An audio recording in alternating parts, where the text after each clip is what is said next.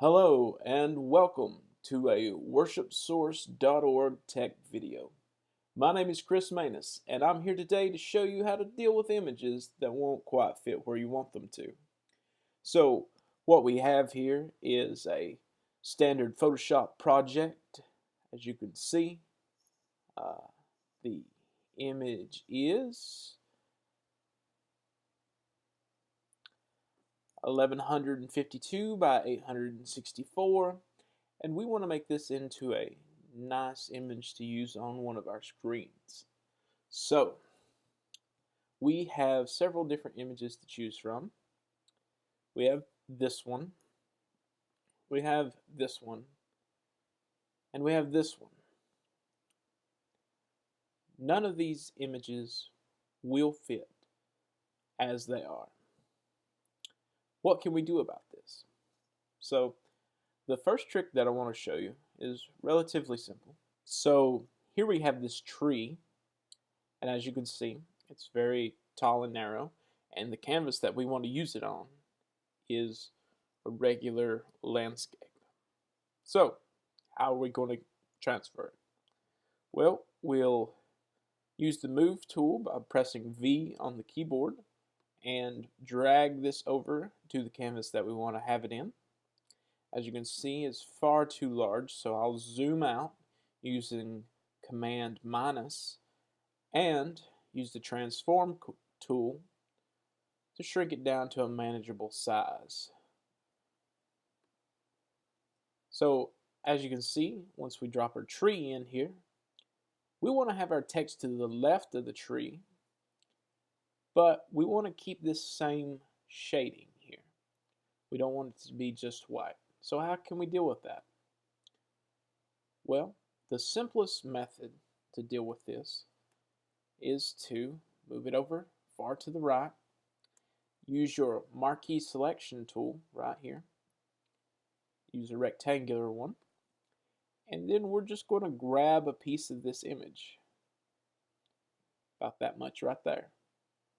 Now if there was more clear space on this side, we could use that, but we want to have something where the tree is not in the shot, and we also want to have something where we have quite a bit of the background. Like I said, this is a cheap and fast trick. It may not look the best in the end, but it will get the job done. So we're going to right click, then we're going to click Layer via Copy. And what that's going to do is that's going to move this narrow strip of the background up onto its own layer. So now what we want to do is leave that in place, push Command T, and then what we want to do is widen this out.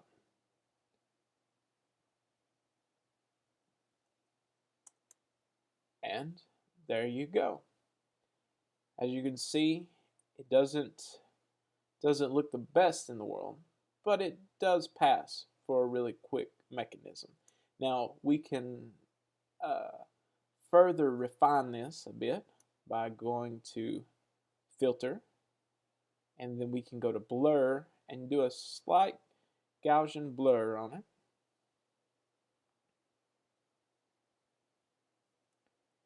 If we pump that up to about 3.7, and then we take this, make sure this layer is rasterized,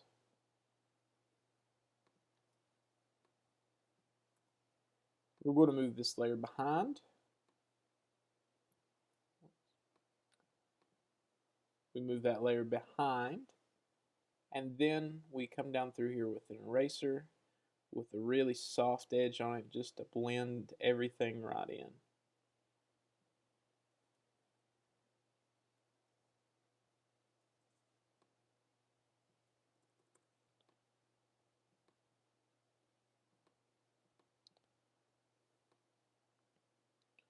So as you can see, get it nice and blended in here, and we zoom back out, and ta-da! We have a nice place to put our text.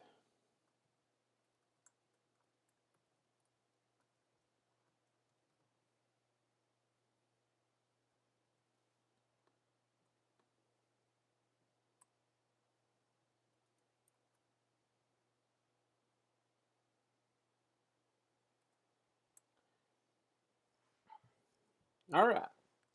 So moving on, if we decided we want to use one of these other images.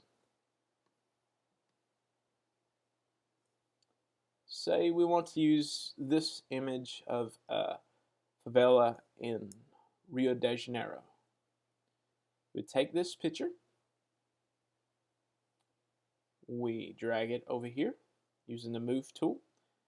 Shortcut for that is V on your keyboard. Then we transform and shrink it down. You can use the transform tool. This is a neat trick that not many people know about.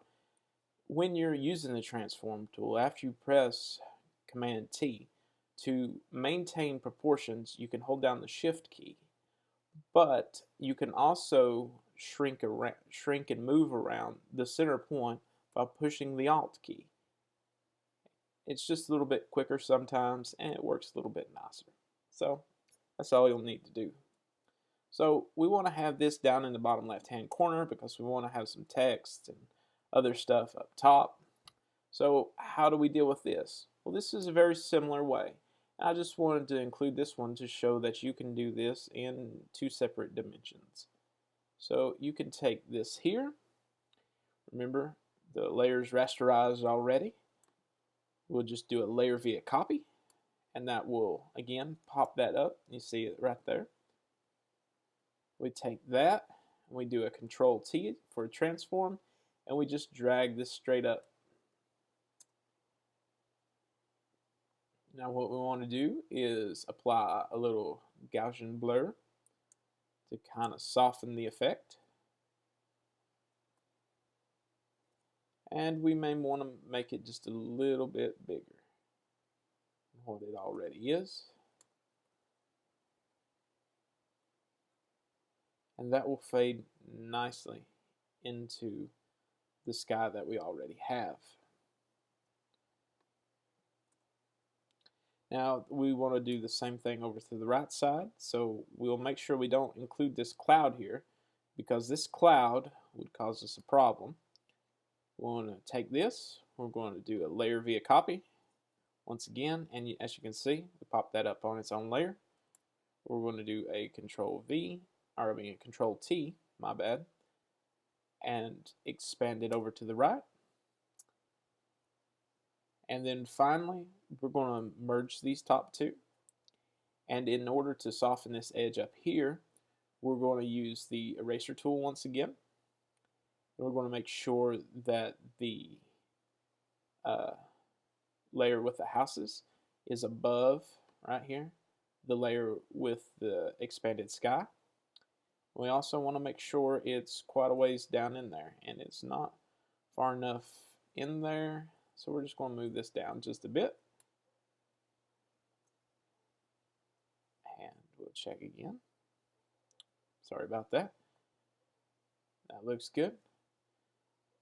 And we'll take our eraser tool by pressing E or clicking it over here on the side. Right here's the eraser tool. You see I have the opacity set to 42. I feel a little bit better about this. We'll do 75. And make sure that your hardness is set to 0. Size doesn't really matter in this particular instance. And make sure that the top layer is selected. All we're going to do is just, we'll go ahead and move this up to 100. What we're going to do is just get rid of this hard line here.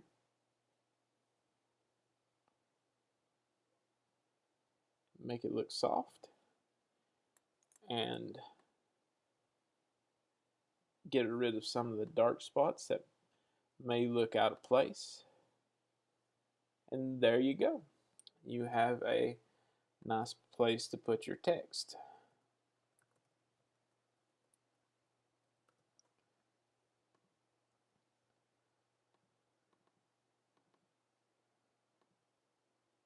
Just like that. All right. So that's that one done.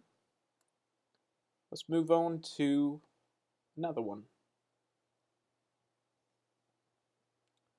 This will be the last one we'll do. Here we have a lifeguard post next to the ocean.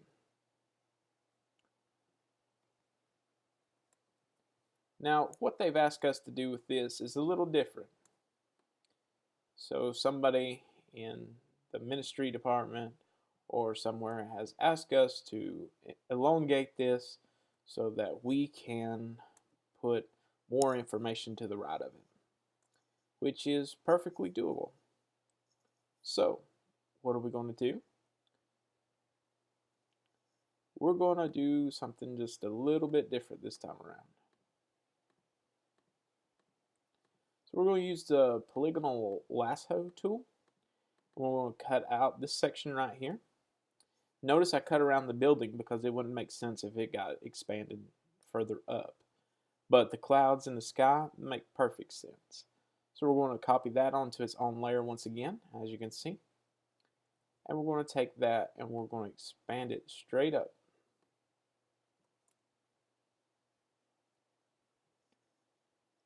We're also going to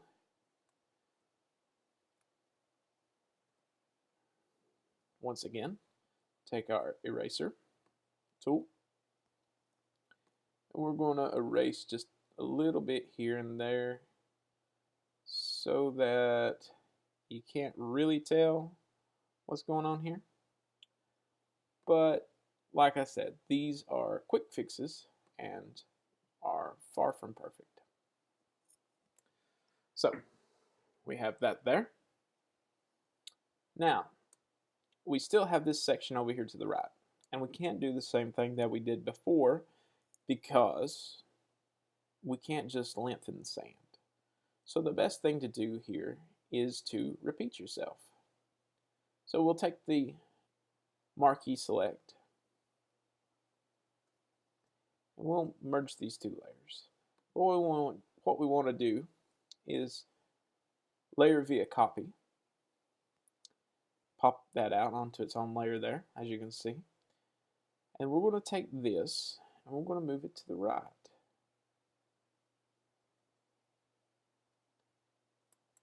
And we're going to do the transform tool.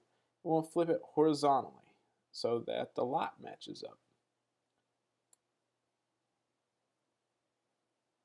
And looks like I have just a little bit of white. That's okay. We can take care of that by doing that. So what I did is just take a marquee selection of the white area and just trim it right out. And we may want to expand this just a little to there.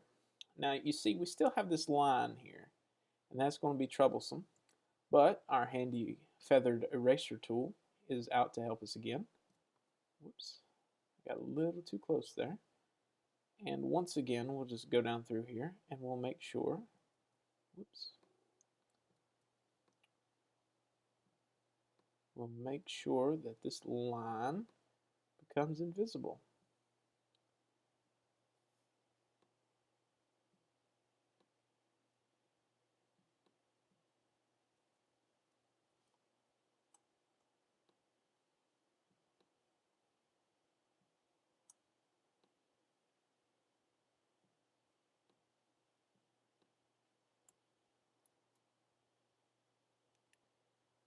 So, as you can see, it's still slightly visible, but most people won't realize it. And that's what we're going for. We're going for speed here rather than beauty. So,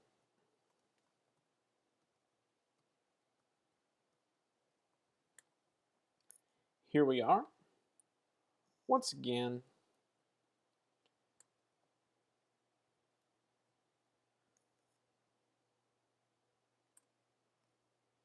we have a beautiful place to place our text. It's not too noticeable what we've done, although to the trained eye, it is quite noticeable. But it's still almost invisible where most of our congregation won't be distracted by it. And that's the number one thing with this type of altercation. All right, so that does it for me today. I really hope you learned something. And I want to thank you for watching. I really hope I helped you out in some way. Remember, these techniques are focused on speed. They're not focused on making everything picture perfect. So if you'd like to know more, please comment or subscribe to our channel, and hopefully we'll have another video up pretty soon. Thank you so much for stopping by, and be sure to check out worshipsource.org.